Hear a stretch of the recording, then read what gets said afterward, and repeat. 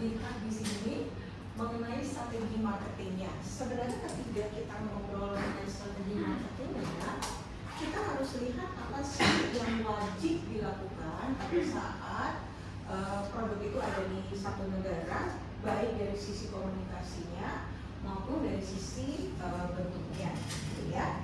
Nah, kalau kita lihat di sini, ya, jadi di sini ada dua strategi yang dilakukan ketika kita merilis suatu produk across country, ya. Pertama harus tahu standar minimal. Jadi kalau misalnya McDonald's paling gampang kita lihat di Indonesia dibandingkan di negara lain kayak minggu lalu, apa bedanya? Ada cabenya, ya. Indonesia itu harus ada nasinya, ingat nggak? Sementara di negara lain bahkan ada yang pakai vegan, ya, seri vegan, atau mungkin ada di salah satu negara dia nggak apa-apa, nggak halal, ya kan? Nah, ini yang disebut standarnya, standardized product. Jadi dimanapun dia berada, walaupun ada pengaruh dari country masing-masing, tetap harus ada minimum standar. Lalu strategi yang kedua, gimana caranya supaya meet dengan lokal country-nya. Jadi di sini ada faktor budaya, faktor customer-nya, ya, yang dimasukkan di sini. Lalu communication strateginya juga harus kita lihat apakah ada yang standar, artinya di semua negara sama. Masih ingat nggak kalau Nike tagline-nya apa? Just do it, ya. Jadi di sini harus ada uniform, gitu ya. Nah, tapi di satu sisi kita harus masuk yang namanya kearifan lokal. Jadi di sini harus ada campuran, makanya ada istilah kalau barangnya standar harus komunikasinya harus sama antar negara, artinya strategi yang dilakukan itu semuanya sama. Jadi kalau misalnya Bapak Ibu ke negara Amerika, kemudian ke Singapura, masuk ke Indonesia, kemudian lihat iklan suatu global brand itu kok sama, itu artinya dia standard communication dan standard produknya itu sama, seragam semua. Sampai di sini paham ya? Kalau kita lihat kayak di toko handphone, di Roxy, di mana misalnya pergi ke outlet nih, lalu kalian itu ditawarin kayak dipromosiin besar-besaran sama si penjual toko. Itu namanya apa? Push strategi. Pernah nggak gitu ketika masuk ke outlet, ya, yang getol itu adalah penjualnya. Padahal kita dari rumah misalnya pengen beli Samsung, tapi akhirnya berakhir dengan produk lain, ya. Nah, lalu anak pulang gini, kok saya jadi beli produk yang lain ya, misalnya ya. Padahal saya tadinya mau beli Samsung. Karena apa? Datanglah Bapak Ibu ke toko, langsung dikasih minum dulu kok, ya. Dia ada kue, dikasih juga kue. Terus dia bilang, saya tuh biasa nih pakai handphonenya Samsung, bagus loh, tajam. Padahal biasanya dia bukan pakai itu, ya. Dia biasa misalnya pakai iPhone. Lalu dia, tapi hasil fotonya tajam, bener nggak? Kalau Samsung itu secara foto lebih bagus. Kebetulan target customer-nya suka konten. Kira-kira bisa berubah pikiran nggak? Bisa, gara-gara si mas tadi push strategi, si mas yang jualan. Jadi mungkin orangnya nggak pernah lihat iklan, tapi karena si masnya bilang ini bagus, ini segala macam, akhirnya buka dulu. Paham ya? Apa push, apapun, kalau ke end user, kalau push yang promosiin adalah si distributor atau pedagang. Nah, get it in writing. Even though walaupun US itu orangnya sangat individual dan terbuka, tapi di dalam kontrak harus detail. Nggak bisa gini, hal-hal kita punya pasal karet, tahu nggak pasal karetnya? Jika ada hal-hal yang tidak diinginkan atau force major akan dibicarakan kemudian. Itu pasal karet, sehingga nanti kalau terjadi finding atau problem bisa ditutup nggak? Susah. Akhirnya berantem, akhirnya pecah kongsi. Pernah Pernah dengar pecah kongsi? Ya, Sari Ayu sama musik untuk pecah kongsi. Nah ini yang di dalam kontrak harus dilihat di detail. Sampai di sini? Nah, ini ada juga pada saat kita melakukan integrated marketing communication, orangnya harus dilihat juga. Boleh nggak orangnya adalah typical low context? Low context ini adalah orang yang confidence-nya dan entusiasmenya keren. Tapi ada juga orang yang high prepared. Nah, pernah nggak Bapak Ibu melihat ada teman datang dia menawarkan produk, kayaknya isi going aja, kayak tidak terlalu takut, tidak terlalu well prepared, lebih banyak ngomongnya. Nah itu nggak salah, ya. Tapi ada juga tipikal orang yang detail banget, dia harus belajar product knowledge gitu juga. Tipikal orang itu jangan disalahkan kalau dia low context, karena dia modal bacot aja, nggak boleh, ya. Siapa tahu memang orang itu yang cocok dengan si customer A. Biasanya atasannya itu tahu salesperson yang seperti apa yang dia berikan, jadi dia tahu bahwa pada saat itu penjualan aks itu tinggi juga, age-nya tinggi, penjualan aksnya tinggi. Lalu masuklah tadi si kondom tadi. Siapa? Kondom apa? Iya. Durex ini melihat, aduh, kayaknya kalau kita masuk mereka punya parfum, ini kayaknya dapat di bisnis. Activity promotion dari beberapa brand global, pria 1-4, wanita membahas terkait 5-8. Apakah multimedia ini memberikan pressure terkait adaptasi promosinya? Kita lihat contoh dari multimedia.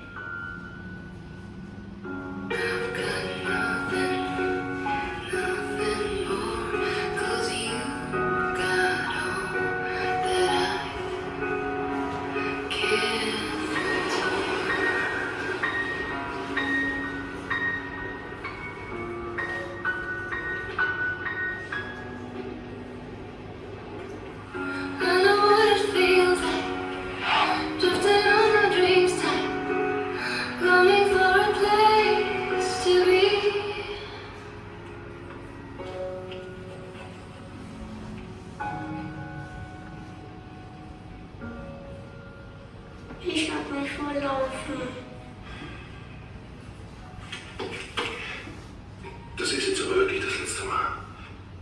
Moment.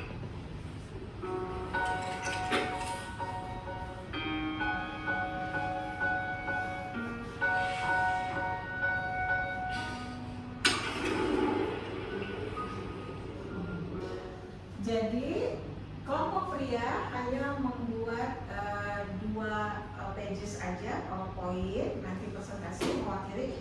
Cuma gelap-gelap ya, kebetulan yang pria ya. Kok hari ini sama? Yang wanita tadi nomor 5 sampai nomor 8. Ya, 2 lembar aja, saya berikan waktunya 5 menit.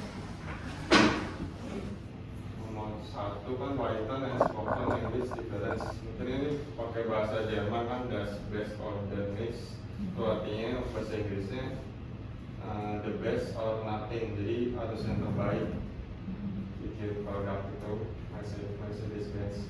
Kalau berhubungan dengan iklan itu tersebut tadi, sebenarnya polisi tahu bahwa anak ini bukan dalam kasus memberikan masalah, benar nggak?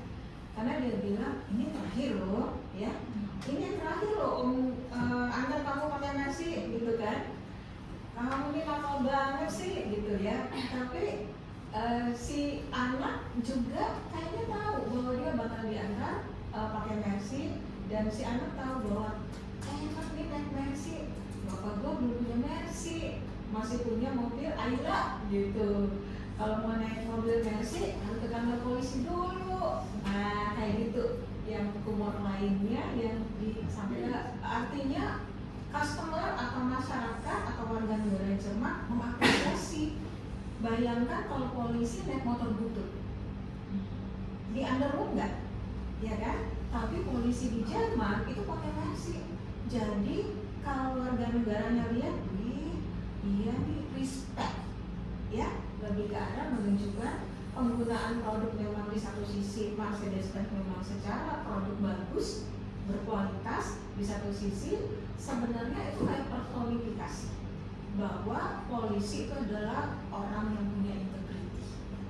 Paham ya? Tadi yang waktu juga udah sama ya, bahwa iklannya itu secara garis besar ada anak membokong keluar rumah polisi demi bisa keluar dari naik taksi. Poin yang pertama yang lack of cross cultural icons, mungkin sebenarnya kalau secara message ya, secara message dari iklannya itu pesannya itu bisa diadaptasi di semua negara, karena kan message adalah bahwa Mercedes memberikan kenyamanan bagi siapapun penumpangnya maupun driver kayak gitu-gitu ya, secara message nyampe. Tapi sebenarnya ada beberapa cultural icons yang nggak relevan juga gitu loh sama mungkin kayak di Indonesia sendiri gitu, dimana si anaknya ini kan keluar tanpa pengawasan orang tua gitu, dan itu di waktu yang tidak masuk akal, maksudnya di sumpah malam hari gitu kan. Nah itu kan nggak sesuai sama istilahnya budaya kita di Indonesia. Kasih tepuk tangan loh. Ya, sebenarnya kok kurang ya sebenarnya sedikit ya sebelum itu. Jadi kita kalau melihat kasus, lihat juga dari sisi room to be improved, bukan bilang atau jeleknya enggak. Jadi kita harus punya persepsi juga, apapun itu ada something challenging, bukan kelemahan, bilangnya challenging to be improved. Jadi grup ini bisa ya. Lanjut. Selanjutnya di poin collectivism versus individualism. Seperti kita tahu yang tats yang tadi itu kan tadi Pak Wahid juga udah bilang itu bahasa Jerman, mungkin itu Jerman. Juga untuk tadi seperti yang beliau sudah katakan, kalau misalnya orang Barat, Western itu atau Europe itu lebih individualism.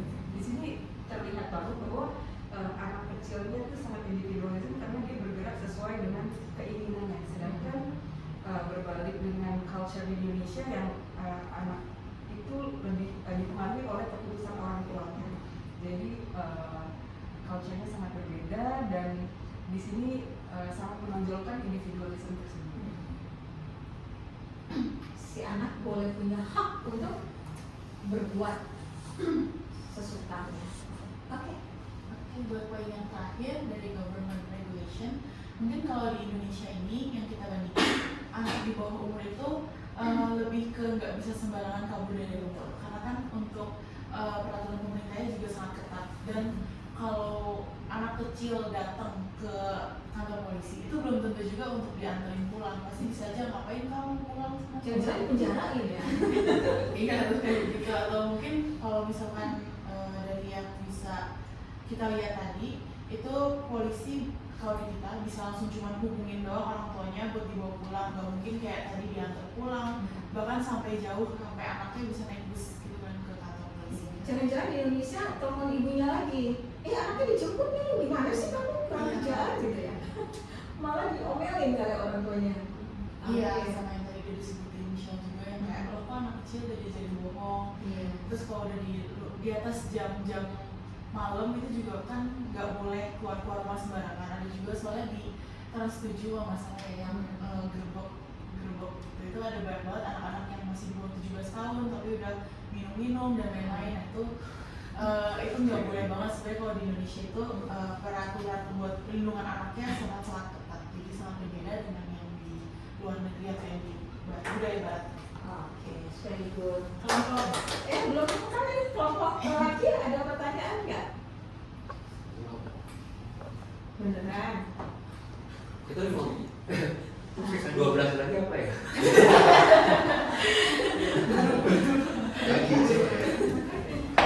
Sisi adaptasi dari si promotion yang lebih supportive, ya nggak sih? Ya, dari sisi bahasa perbedaannya, simbolisnya, tapi ada satu titik di mana sebenarnya ada regulation dari government itu yang kontradiktif. Nah, itu yang kita harus tahu sehingga kita bisa menganalisa kasus itu dari helikopter view. Ya, dari helikopter view itu artinya nggak lihat dari satu titik. Gitu. Jadi nanti Anda kalau ada kasus seperti ini, coba jangan-jangan ini ada yang kontradiktif loh, gitu ya. Ya tadi paling banget, anak ini ngapain sih kata polisi? Saya malah waktu pertama lihat iklan ini, jangan-jangan anak ini mau kantor polisi melaporkan orang tuanya lagi sakit misalnya, atau orang tuanya lagi dirampok, kan pernah gitu ya. Nah tapi enggak, hanya pengen naik mobil Mercy. Makanya di dalam iklan ini memang humorisnya tinggi. Dan ini tidak bisa diberikan ke calon penonton atau calon customer yang level edukasinya kurang bagus. Paham ya? Tadi aja kira-kira pertama-tama ini nangkep nggak? Kayaknya apa ya? Gitu ya. Tapi sesudah ada di tengah-tengah, kemudian masuk di akhir, oh ini loh maksudnya, gitu ya. Jadi sometimes kayak kita ada advertising informasi di sesi sebelumnya, kita kadang-kadang miss atau overthinking. Paham ya? Dari lalu memang saya sengaja tekankan country of origin, karena di Indonesia yang namanya pemalsuan, ya piracy, pembajakan, kawin-kawinan itu cukup tinggi. Tapi caranya adalah dengan melakukan yang namanya tadi ya country of origin yang mungkin less trust dilakukan, bisa diatasi dengan distribusi yang bagus. Contohnya, kalau Bapak Ibu beli sepatu olahraga di sport station, kan itu brandnya made in China ya, tapi pemalsuan di sana kan sangat minim, bahkan nggak ada kan langsung dari vendornya, tapi dia made in China. Bapak Ibu lebih percaya nggak dibandingkan Bapak Ibu beli dari tempat yang nggak jelas, mungkin dia asli, mungkin dia kawin? Benar nggak? Padahal di sport station itu made in China juga, tapi Bapak Ibu lebih percaya beli. Ya, jadi penting juga memang untuk melihat saluran distribusi. Kedua, penting juga Bapak Ibu melihat yang namanya tadi promosi. Siapa yang mempromosikan?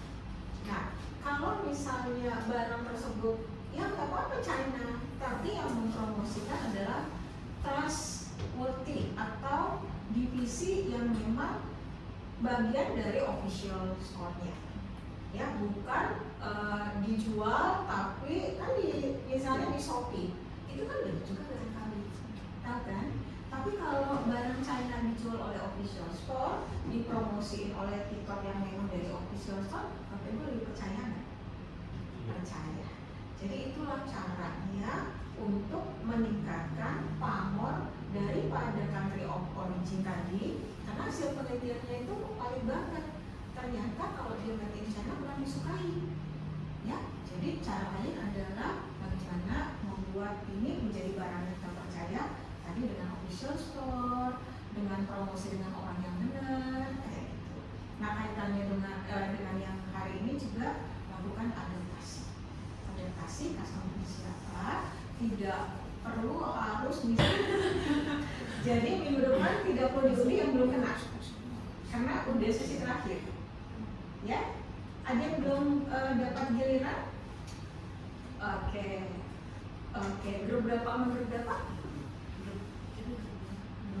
Grup 3 sama yang 4, gitu ya. Oke.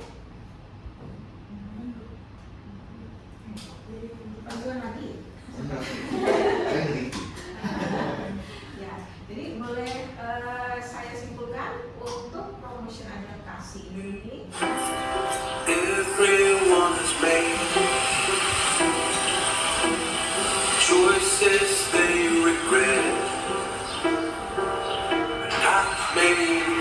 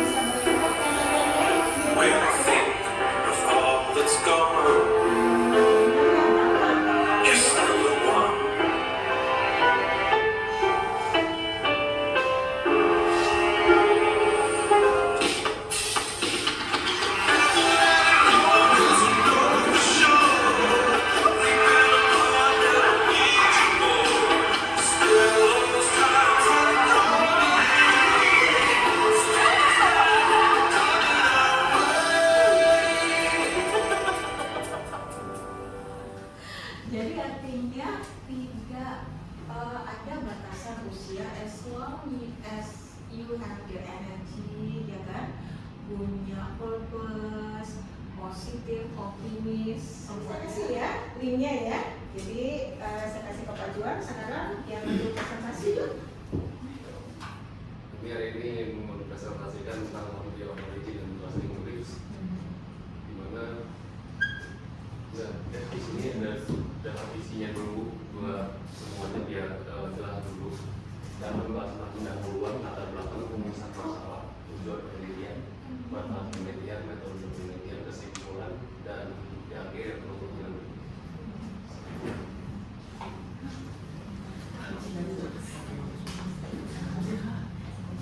Mungkin dari pendahuluannya dulu ya, jadi kan sebenarnya dia itu kalau kita baca papernya dia ada istilah terkait made in China gitu. Nah sebenarnya mungkin di paper ini dibilang bahwa made in China ini sama bisa jadi sebuah mimpi dulu bagi para pengasah, karena kayak ada kejadian di mana rasa gigi yaitu terkontaminasi, terus ada insiden makanan hewan yang ada mengandung racun kayak gitu, dan itu dibuat dari China. Maka statement made in China ini bikin orang tuh jadi agak ragu untuk membeli Berarti negatif ya. Iya, jadi ada konotasi negatif kemunduran dari si istilah made in China ini. Nah, khususnya kayak konsumen di USA, mereka itu jadi skeptik untuk membeli produk China, padahal China itu salah satu istilahnya sumber impor terbesar di USA pada saat itu gitu. Dan ini tentu mempengaruhi industri baik di tingkat manufaktur ataupun retail.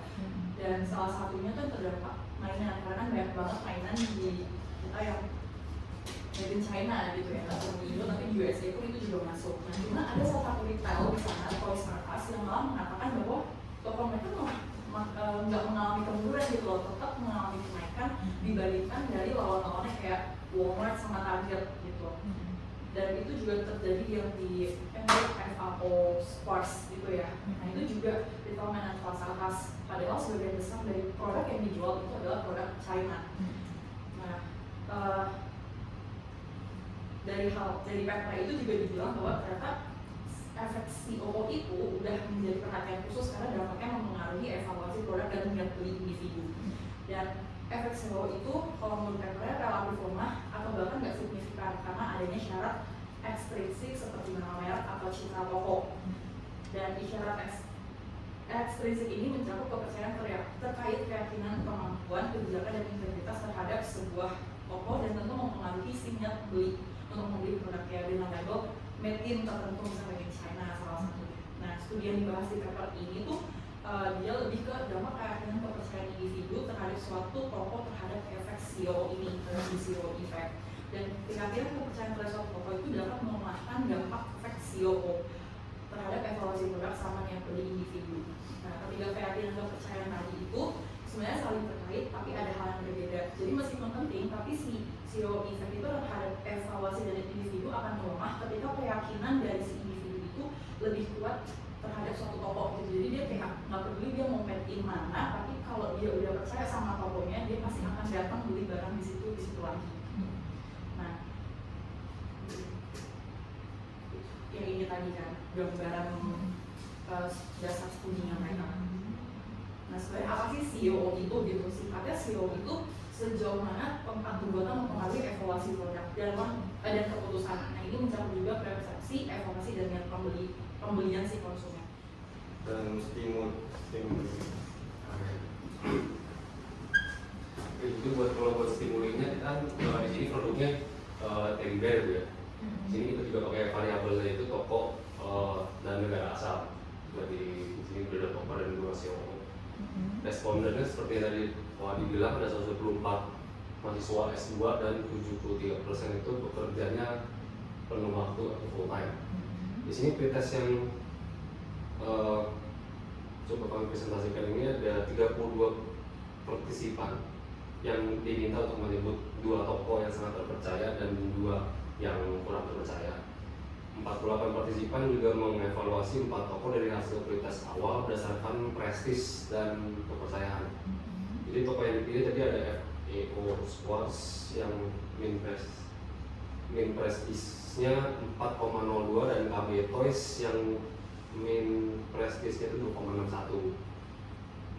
Dan negara COO yang dipilih itu kan ada Jerman yang min kualitas 4,45 yang dianggap tinggi dan juga Cina yang dianggap rendah karena 2,76 aja.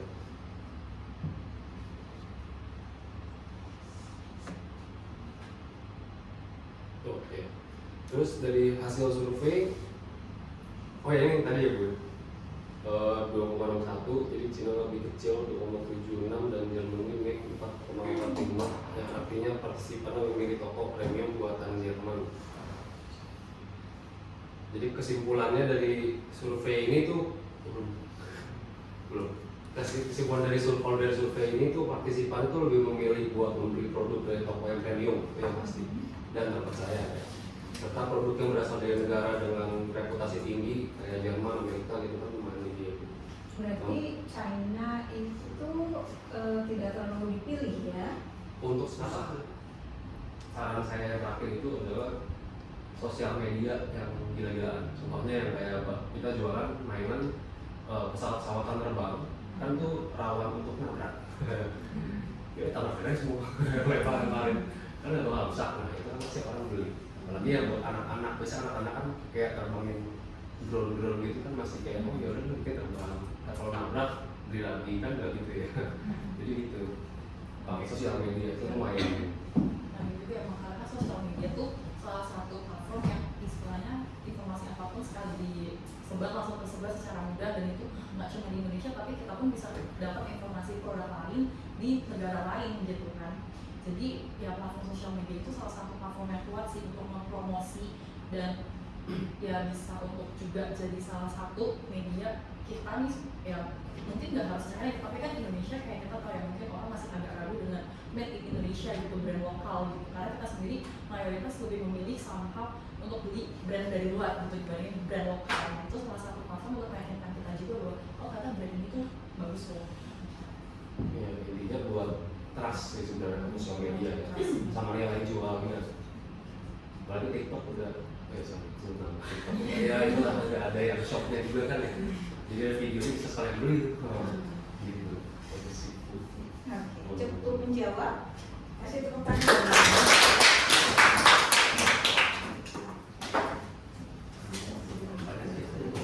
Belinya nggak cocok, ya harus adaptasi juga, makanya ada namanya lokal, global, dan lokal. Oke, sampai di sini aman? Oke, terima kasih. Sampai ketemu minggu depan ya.